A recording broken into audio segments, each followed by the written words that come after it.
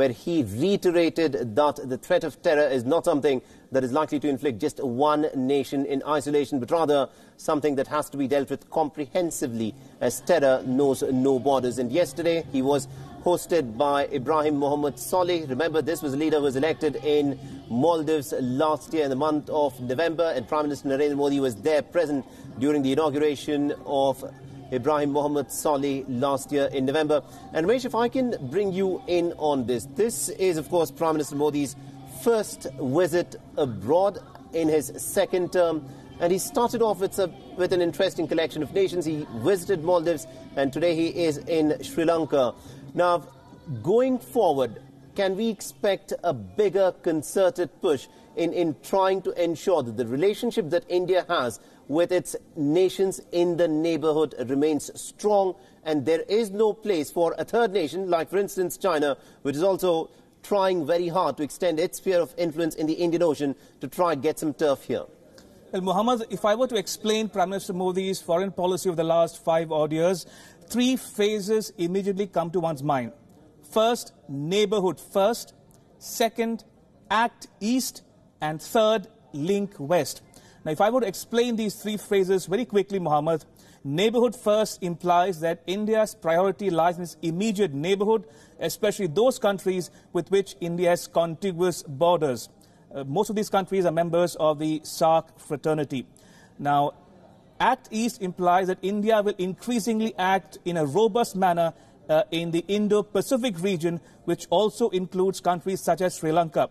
And Link West policy describes India's relations with countries to its west, especially in West Asia. So 3 clear-cut policies by Prime Minister Modi, and Prime Minister Modi's ongoing visit to Maldives and Sri Lanka should be seen as part of India's concerted effort to focus on neighborhood first. Absolutely indeed. Ramesh, thank you very much indeed for joining us and getting us all those inputs. Now, this, of course, is a developing story as Prime Minister Narendra Modi is in Sri Lanka. He's being hosted by Maithripala Sirisena, the Sri Lankan president.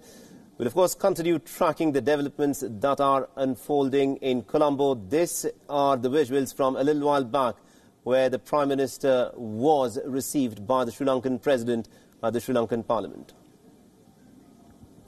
All right, let's now shift our attention to some other stories now, where Kazakhstan is all geared up for presidential elections as the polls opened shortly this morning. The citizens in the country are casting their vote for their first new leader in almost about 30 years following the departure of ex-president Nur Sultan Nazarbayev. Now, for nearly about 3 decades, presidential elections in Kazakhstan have had Nazarbayev as the only winner. Now, the 78-year-old stepped down from presidency in the month of March and has been succeeded by 66-year-old career diplomat and interim president Kassym-Jomart Tokayev, who is now running for the country's ruling party. Now, the announcement of Nazarbayev's departure has shocked Kazakhs who had lived under his rule since the Soviet was formed. But his influence is likely to continue, though. 4 years ago, Nazarbayev scored nearly about 98% of a virtually an uncontested vote, where the official turnout was a glorious 95% in the country. This time, though, it is almost a clear win for Tokayev, as there is little hope for any opposition, with all of his 6 rivals being less known in the Muslim-majority Kazakhstan. He also has an enthusiastic backing of the outgoing president and is referred to as his ally.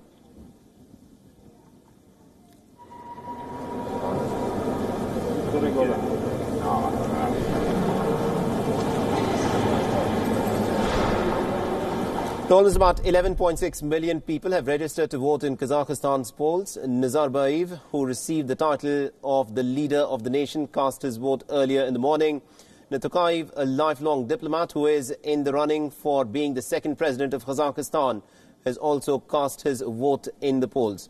The voting is scheduled to close at about 8 p.m. this evening, local time in Kazakhstan, and the results can be expected by tomorrow, the 10th of June.